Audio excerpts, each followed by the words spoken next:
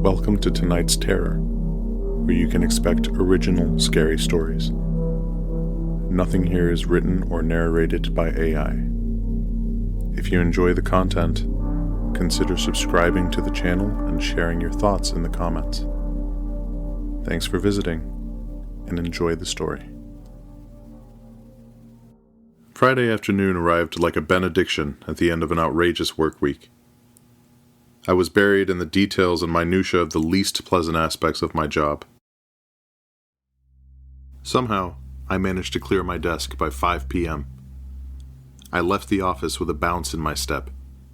Visions of a nice meal with my family, lawn mowing on Saturday, and football on Sunday danced in my head.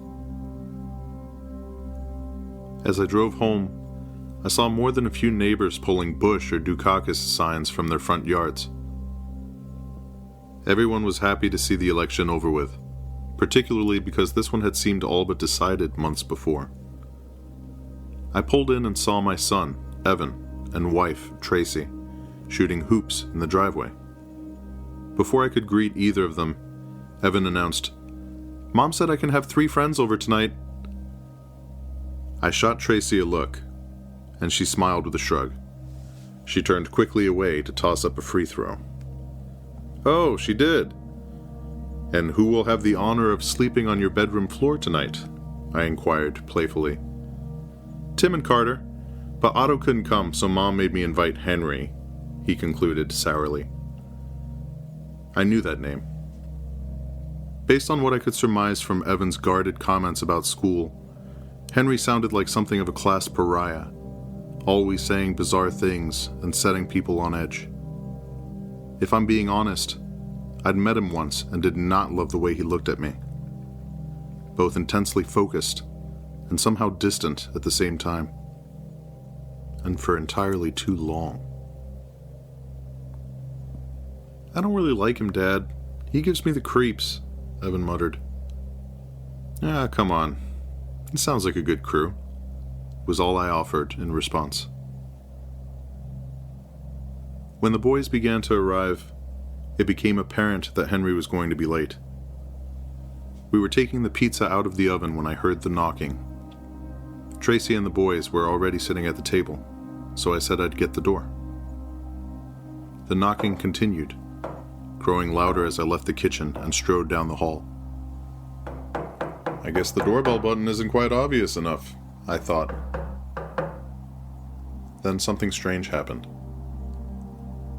Halfway down the hall, I could have sworn the knocking was coming from right beside me instead of from the front door. I pulled up short and looked around. I was standing beside the basement door. The knocking had stopped, though. Before I could try to make sense of that, the doorbell chimed loudly. I shook my head and carried on to the front door. I opened it to find Henry, standing alone with a red-colored Karate Kid backpack held against his chest. I glanced up to see that his mother was already backing a rusty Buick down the driveway. The whining of a bad alternator belt pierced the quiet of the neighborhood as the car lurched down the street. "Well," I said to Henry with a smile, "looks like you're with us for the night." He looked up at me briefly and then peered around me into the house. "What time do you go to sleep?" he asked. I was taken aback by this question in place of a, "Hello, thanks for having me." "Do you mean, how late can you guys stay up?" I suggested. "Oh, yes," Henry managed. Without waiting for me to give him time or anything else for that matter, he stalked into the house and headed toward the kitchen. He moved like he'd been here before. I was almost certain he hadn't. Although, to be fair, about half the houses in this town had the same layout, more or less. The night began to unfold like any other. Evan had been talking about a sleepover for weeks. Tracy and I were just happy to see him excited. 4 boys, a mountain of snacks, and a couple of rented movies. Easy enough. I wasn't worried. That is, until I started really noticing Henry.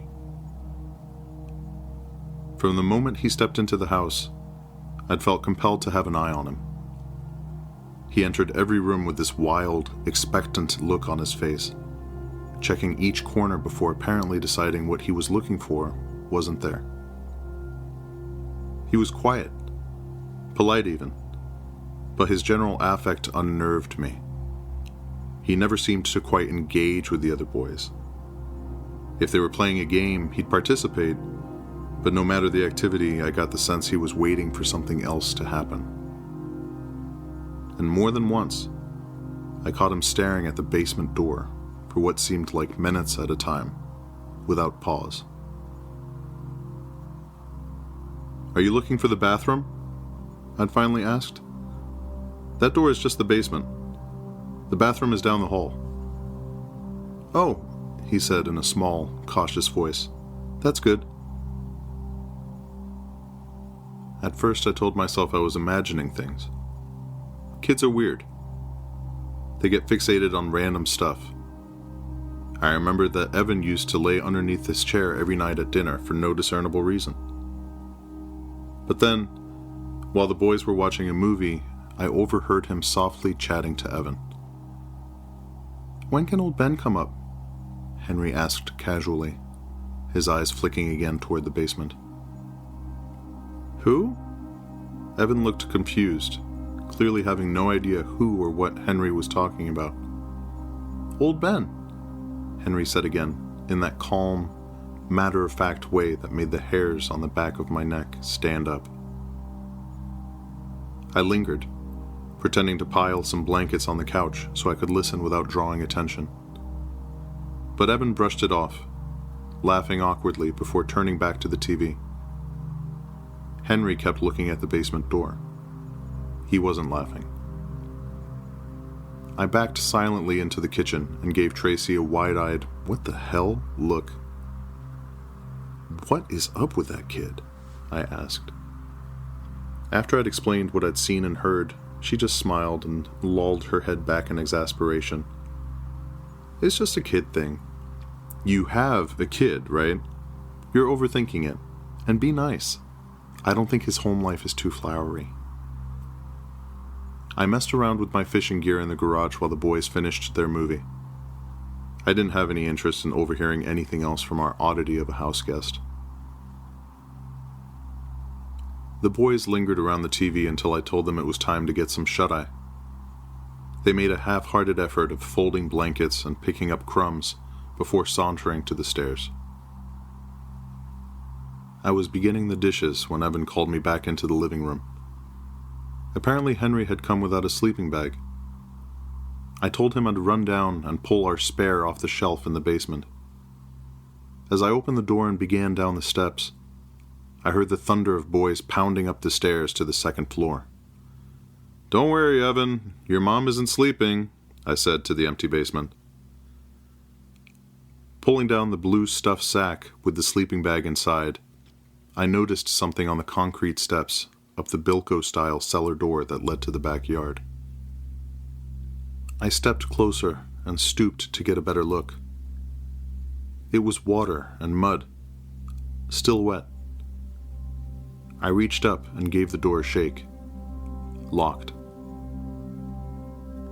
Great, I thought. Something else is leaking down here. Water in the basement had been a source of anxiety since we bought the place. Releasing a long exhale, I could see my weekend unfurling before me. Tools, multiple trips to the hardware store, and frustration. Oh, and money. Always that. Tomorrow, I thought, turning to leave. With one foot on the bottom step of the stairs, I looked up and froze. The kid, Henry, was standing, silhouetted at the top of the stairs, staring down at me. I recoiled and gasped audibly. "Henry, what do you need?" I called up, trying to keep the edge out of my voice. He didn't answer. He didn't move. I shook my head and began up the stairs. He still hadn't budged by the time I reached the landing. I had to turn sideways to get by him. He was gazing down into the basement with a 1,000-yard stare. "Is he coming up?" he ventured meekly, finally turning to me. "I don't know what you're talking about, Henry. It's time to head upstairs." I pressed the sleeping bag into his arms. "Here." All the patience gone from my tone. Turning to head into the living room, I heard him murmur, "Good night, sir." Surprised at the formality of his sign-off, I turned to return his refreshingly polite remark. He wasn't looking at me. He hadn't been addressing me. He was looking down into the now dark basement. I'd had enough. Reaching past him, I pulled the door shut. It closed with a distinct click. Henry looked up at me with an inscrutable expression. Was it annoyance? Concern? "Good night, Henry. Just let me know if you need anything else. Our room is at the end of the hall upstairs." "I know," Henry retorted lightly and padded noiselessly up the stairs. It was late when I started awake. Squinting at the digital clock, I saw it was past 3 a.m. I could hear a familiar horn call out as the freight train rumbled in the distance. I never minded hearing that sound when I was up late or couldn't sleep. It somehow made me feel less lonesome to be awake at such an hour. My reverie was interrupted by movement. Out of the corner of my eye, I could swear the bedroom door had moved. But it was shut now. Had it just closed? Reaching out silently, I felt Tracy in bed beside me. I decided to do nothing. Just lay there and listen. For several minutes, I heard nothing but Tracy's breathing, and the minute clicks and whirs I knew to be our house settling and vents blowing. I'd finally determined to get some sleep, when a noise broke the silence. A knock. Then another. Someone was knocking on a door or wall, dull and muffled. But it wasn't the front door. Our bedroom sat just above the front door. This was coming from somewhere inside the house. I sat up, my heart beginning to thud in my chest. The knocking continued, slow and steady, as if whoever or whatever was doing it wasn't in any rush. I swung my legs out of bed, careful not to wake Tracy, though the sound was beginning to rise in volume. It seemed to be coming from downstairs. Creeping softly to the bedroom door, I hesitated, my hand hovering over the knob. I took a deep breath and cracked the door open, peering out into the darkened hall. Nothing. I could still hear the knocks, though they were less frequent now. I was certain they were coming from downstairs. The basement door flashed in my mind. Until this moment, that door had never elicited anything but indifference from me. Now, I suddenly felt like I had some malevolent portal in my downstairs hall. When I passed Evan's room, I nudged the door open with my toe and looked in. We'd put a nightlight in his room for the sleepover, just in case anyone needed to find their way to the bathroom in the night. Evan was in his bed. Tim and Carter's sleeping bags bulged with their sleeping forms inside. Leaning in farther to see Henry at the foot of Evan's bed, I saw another lumpy sleeping bag. All the boys accounted for, I closed the door softly and headed for the stairs. It took more willpower than I cared to admit to walk down the stairs into the dark. Each creak of the steps amplified the eerie stillness of the house. I kept telling myself that I had the added responsibility of 3 other families' kids in the house. I had to make sure everything was secure. The first floor was silent. The microwave's display was still blinking "done" after heating some popcorn earlier. It illuminated the kitchen in 1-second intervals as my eyes began to adjust to the dark. As I began moving down the hallway, I could see the basement door now. It was slightly ajar. The knocking had stopped. I stood, frozen, staring at the gap between the door and the frame. My mind raced. Do I call the police? I thought wildly. Deciding that was a bit premature, I approached the basement door, my eyes trained on the inch-wide crack it had been opened. The air felt cool, a damp draft breathing through the narrow opening. With a trembling hand, I pulled it open. The hinges gave a quick squeak as the door swung, revealing the pitch black of the stairwell below. The light switch for the basement was just out of reach. I'd have to step in. As I did, I felt something cold brush against my bare ankle. I jumped back, stifling a yelp. Looking down, I saw nothing. But then, from somewhere deep in the basement, I heard a low, rough whisper. A voice, like the scraping of stones against each other, saying something I couldn't understand. I swallowed hard, gripping the railing as I leaned in just enough to flick the light switch. The bulbs buzzed to life, casting a pale, flickering glow down the stairs. I think part of me knew what I'd see before the light even showed me. Henry was standing at the foot of the stairs, his body angled into the room, away from me. I waited for him to turn or speak. He didn't. "Hello, Henry." My voice was barely above a whisper, but it was enough. He turned, his face more alive and animated than it had been all night.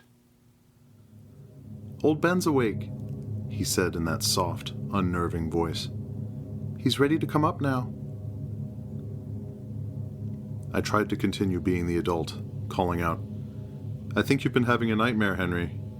Do you ever sleepwalk at home?" He didn't answer. Instead, he turned back into the basement and raised his arm, reaching out with an open palm, like he was beckoning someone. "Henry," I shouted, "there's no one else down there. There's no one called Old Ben here." It struck me that if I believed entirely in what I was saying, I wouldn't be shouting from the top of the stairs. I shook my head, half in disbelief at what my night had turned into, and half trying to clear my head. I think I'd felt half crazy since this kid came through the door 8 hours before. "I'm calling your mother, Henry," I said sternly. "You can stay there if you want." In fact, please stay there, Henry, I thought, turning to leave and find the phone book. Before I could take 2 steps toward the kitchen, a new noise echoed from the basement. The sound of wood groaning under weight.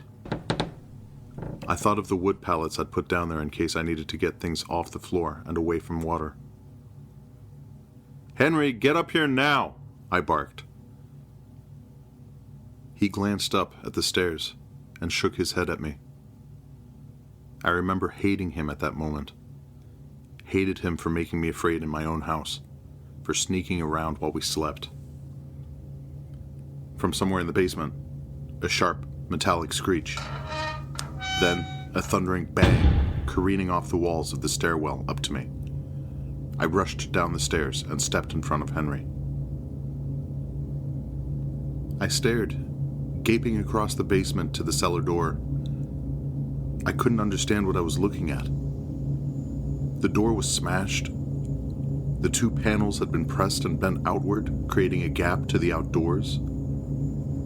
And I could see moonlight through the gap.